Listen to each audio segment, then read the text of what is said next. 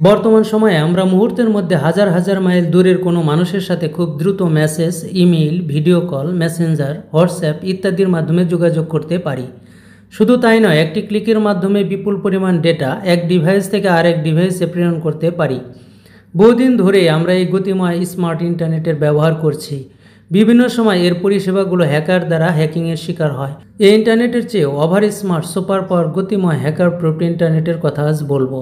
তার নাম হচ্ছে কোয়ান্টাম নেটওয়ার্ক। আমি এসে কনক আছি আপনাদের সাথে। আপনারা দেখছেন বিজ্ঞানপিডিয়া।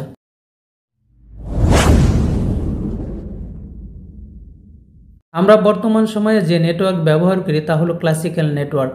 এতে বিট এবং বাইটের মাধ্যমে ডেটা আদান প্রদান করা হয়। 0 এবং 1 এই দুটি বাইনারি সংখ্যাকে বিট এবং এরকম 8টি বিট মিলে তৈরি হয় 1 বাইট। প্রচলিত কম্পিউটারগুলো এই বিট এবং বাইটের মাধ্যমে ডেটা স্থানান্তর করে থাকে।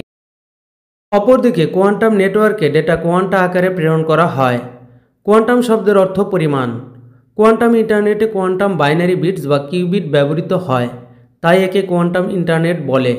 সাধারণ ইন্টারনেটের তুলনায় এটি অনেক বেশি শক্তিশালী এবং নিরাপদ। ধরুন, একজন মানুষ বারবার চেষ্টা করছে একটি দেয়াল ভেদ করে অপর প্রান্তে যাবে। বারবার দেয়ালে ধাক্কা খেয়ে সে বুঝতে পারল ওই পারে যাওয়া আর সম্ভব নয়। কিন্তু কোয়ান্টাম নেটওয়ার্ক সেরকম নয়।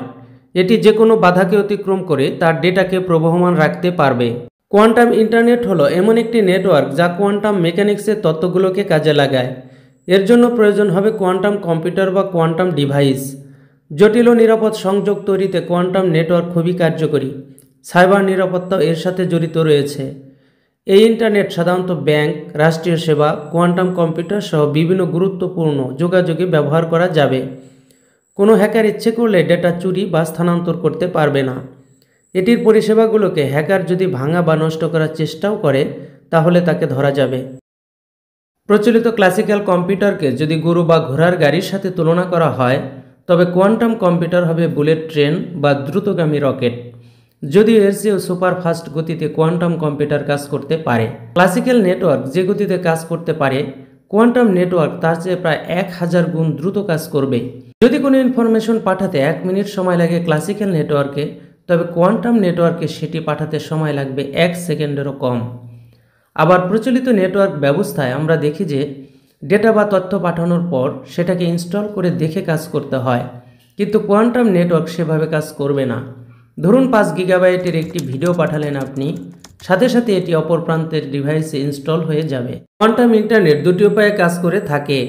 একটি হলো কিউবিট সুপারপজিশন এবং আরেকটি হলো কিউবিট অ্যাঙ্গেলমেন্ট।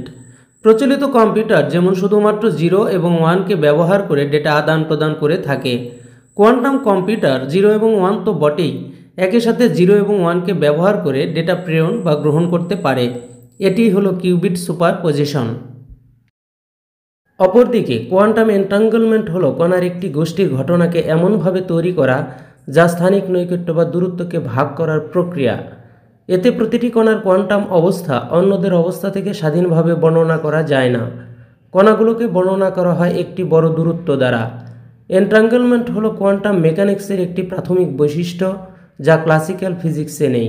কোয়ান্টাম ইন্টারনেটের ব্যবহারের বেশ কিছু মাধ্যম রয়েছে, যেমন কোয়ান্টাম ক্রিপ্টোগ্রাফি। কোয়ান্টাম ক্রিপ্টোগ্রাফি দীর্ঘ দূরত্বে তথ্য প্রেরণের একটি নিরাপদ উপায়। এটি কোয়ান্টাম মেকানিক্সের নীতির উপর ভিত্তি করে তৈরি করা হয়েছে এবং এটি প্রচলিত ক্রিপ্টোগ্রাফির চেয়ে অনেক বেশি নিরাপদ। কোয়ান্টাম ইন্টারনেট উন্নয়নে সবচেয়ে অগ্রগামী ভূমিকা রাখা দেশ হলো চীন।